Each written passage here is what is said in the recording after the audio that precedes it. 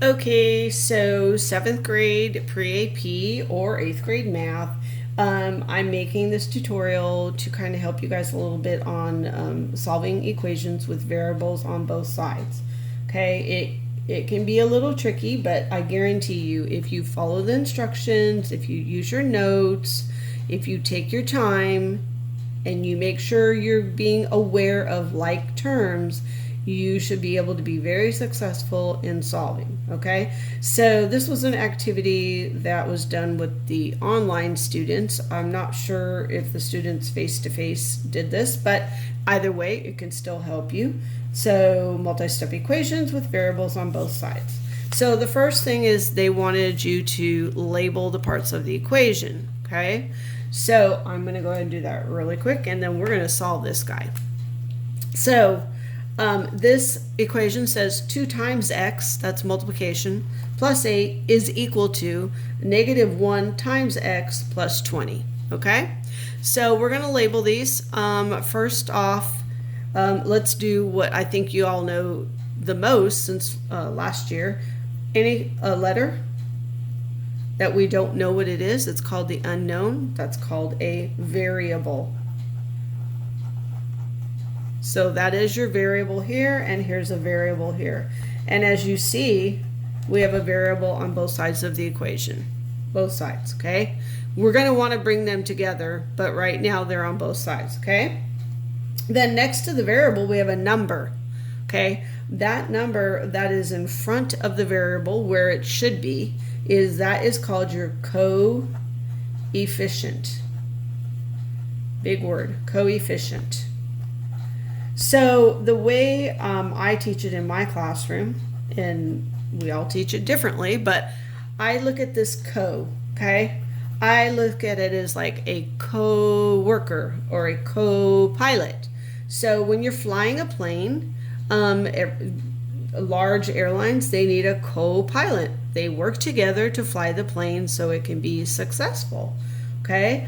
And a lot of times your co-worker helps you to get the job done, okay? So in this scenario, your coefficient works with your variable, okay? So if there is a letter in front, a number in front of a letter, that's your coefficient, and these guys are working together.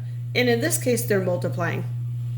See, 2 is being multiplied by x and negative 1 by x, okay?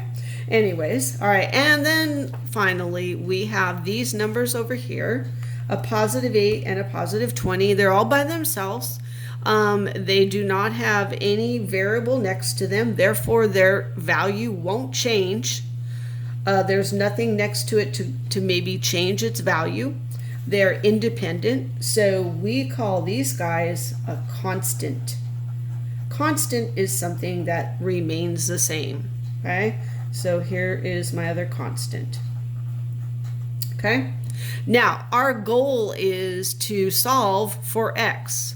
What we're wanting to do is we're wanting to get our variable on one side and we're wanting to get our constants on the other. What is x? Just like in 2-step and 1-step equations, okay? So we got to undo it. And we're going to undo it just like we did before, doing PEMDAS backwards, the inverse operation, okay? But what we want to do before we do that is we got to combine these terms, because I got x's on both sides. I can't have that. I need to put them all on one side, and I need to put the constants together, okay? It's called combined like terms. So this is how I teach this in my class. I have the students immediately before they solve, we put a box around our variables. And if there is a sign in front of it, that sign gets boxed too. There's no sign in front of this one, but we know it's positive 2x. Now this guy's a little bit different. He's got a negative sign in front of it, so I have to box that negative sign as well. And that's my negative 1x. Somehow we got to get these two guys together, okay? Now I boxed my variable. Now I'm going to circle starts with the C, my constants. just like I did here, I have to circle it with the math operation in front of it. So this is a positive 8. I have to circle that, and then I have to come over here and I have to circle my positive 20. Because to solve, we got to do the opposite operation. If I don't circle it, I might not do the right operation to solve. Okay, so the first thing we're going to do is we want to get our x on one side and our variable on one side and constant on the other. And I have to decide what side do I want them to be on. Okay, so we always want it to be like where the larger number, where it's going to be the bigger number. Let's put it on that side. So if I were to take this 2x away and take it away over here, it would give me a negative number. So what I want to do is I want to add this guy here and here. So my variable, I want my variable to go on this side. So that's what I'm going to do. I'm going to go ahead and label where I want my variable to go. And I'm not quite sure. Oh, there. That's why we had a shadow. Okay. So I want my variable to be on this side. And always decide that first. Which side do you want it to be on? And I want my constant to be over here. Okay. And then we can go ahead and we can do this. And this upside T just kind of helps us keep things neat. All right. So what I'm going to do is I want to get rid of this negative x by adding 2x. Excuse me. By adding 1x. I'm just doing the opposite. If I had a negative 1, I'm going to add a positive 1. And it makes it go away. But whatever I do on this side, I also have to do on this side. So then I got to come over here and add 1x. 1x. That's 1x. Okay? So over here on my constant side, since this is gone, all I'm left with is an equal 20. Okay? And then on this side, I added an x to this, so now I have 3 x's plus 8 equals 20. Okay? Now you can see I still have, I still don't have my variable by himself. Okay? I need to make him by himself. So let's see what I'm going to do. I'm going to rewrite this up here so we have a little bit more space. I'm going to get rid of this. I'm going to put this up here because we have a little bit more steps to do. Okay, now we combined those terms. Now what we want to do is we want to combine our constants. And you do that. We're just doing PEMDAS backwards. We're doing the inverse operation, okay? Which tells me instead of doing the order of operations in this order, now I'm going to go backwards, okay? So I need to add or subtract first, multiply or divide second, okay? So remember, we're trying to get our variable here and our constant on this side. So add or subtract first, I got to get rid of that positive 8 by taking away 8. Whatever I do to the left, I also do to the right. Okay? Then that says, I'm gone. I did the inverse. I undid you. I'm only left with 3x over here equals 20 take away 8 is 12. Okay? We're almost done now. All right? So we did our adding and subtracting. Now it's time to multiply or divide. Well, our x is being multiplied by 3. The opposite of multiply by 3 is divide by 3. Okay?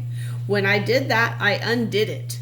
I undid that multiply by 3. And if you think about it, 3 divided by 3 is just 1x. 1x equals 12 divided by 3 is 4. Okay? Now, if we want to check our solution and see, is it true? I take my x value and I substitute it in the equation. So we say x is 4. Let's see. 3 times 4 is 12 plus 8 is equal to 20. It's true. Okay, so that is how you do that one. Okay, that's just this very first one on the very first slide. Okay, Now I'm going to show you some models, okay? And this is how I showed it to the kids in my class. A model is just a picture of an equation. So you might have a model, that looks like this. There's two x's.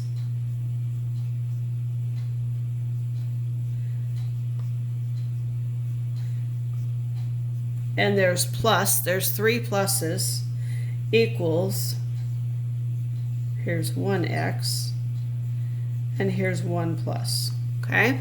So all that says is I have two x's plus 3 is equal to 1x plus 1. And then I would solve, just like I showed you the other one. I want to get the variables on one side or the other, you decide, and then I want to solve for my x, okay? So that leads us to the donut activity. OMG, a lot of you were confused about that donut activity. It's the same thing. We had some donuts that some of them were like chocolate and some of them were like white glazed. And then I don't remember what was on the other side of the picture, but we were basically doing a model, okay? So if I have some minuses here, that's all you're doing. It was just a different way to model an equation. So you use your key that was provided with you on the donut activity to write out the equation and solve, okay?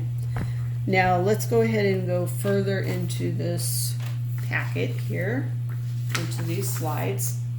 So here's another example of one. Let's use this one right here. It says write a two-step equation to match the model and solve for x. Okay, so here is an equation. It says it's equal, it's balanced, so it means it's equal on both the left and the right. Okay, I'm trying to find out what is x. Well, over here I have 1, 2, 3, 4 x's. And I have 1, 2, 3, 4, 5, negative 5, and then I have 3 x's, and then I have 1 negative. And that's all there is to it. And then you just solve. So I would look at this and I say, okay, do I want my variable to be over here or over here? If I take 3 away over here, I'm left with a positive answer. If I take 4 away here and here, it gives me a negative. So I know that Miss Booth, when she does it, she wants her variable to be over here because I just think it's easier to work with positive numbers. So I want my variable here and my constant here, okay? Remember, we want to combine these terms. So you box your x's or your variable with whatever sign is in front of it.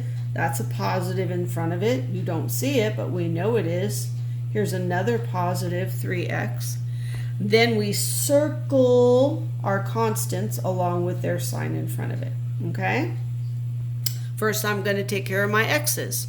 I want to get rid of this 3x, so I'm going to take it away. It's gone. All that's left over here is a negative 1. Now, whatever I do over here, I'd have to do to this guy too.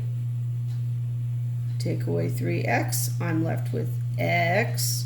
4x minus 3x is just 1x minus 5. Now, all I have to do is move this guy over here by doing the inverse, okay? I didn't leave a lot of space, but let's see. So the opposite of take away 5 is add 5. Whatever I do to the left, I do to the right. So I'm going to add 5. When I did this, I undid it. It's gone. So I'm left with x is equal to a negative 1 and a positive 5 is a positive 4. And I'm done. Okay? So I hope this helps you guys. Again, like I said, these are not impossible. They look a little confusing when you start them, but if you take your time and you go slow, you're not going to have a problem. Now, the only other thing I wanted to say is if you get one and it says which value of x would make this true. So say I have A, B, C, D answer choices. And there was one, I think it was 3 out of 7, 7 out of 3, 5 out of 7, and 7 out of 5 was one of the answer choices. And it had an equation. And it said, this is not the equation, but let's pretend.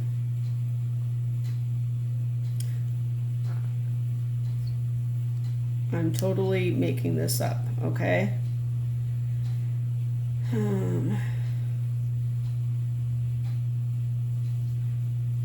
Again, this is not the equation.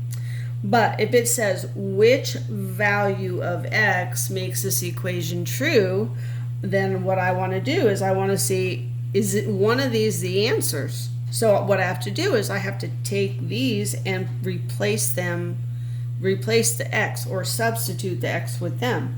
So I would do 12 times 3 divided by 7, 3 divided by 7 minus 55. I put it in my calculator. In your calculator, if it's wrong and it's not true, it'll say false. Oops. If it's true, it'll say true. Okay?